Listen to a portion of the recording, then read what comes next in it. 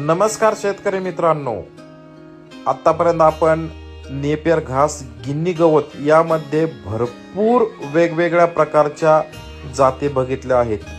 तर कर्नाटक दौऱ्यामध्ये आपल्याला सापडलेली ही जात रिम्पुट गुटेमाला ग्रास उर्फ याला अमेरिकन 5G मक्का क्रॉस असंही म्हटलंय जात आहे. मग ह्या गवताविषयी परिपूर्ण माहिती आपल्याला आहे का?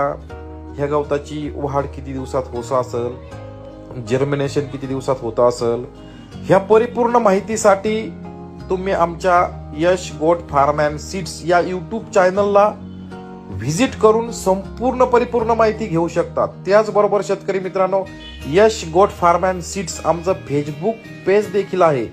तिथे पण तुम्हाला या गवताविषयी संपूर्ण सविस्तर माहिती मिळेल. ह्या गवताचे पाने मक्यासारखे रुंद आहे, जाड आहे,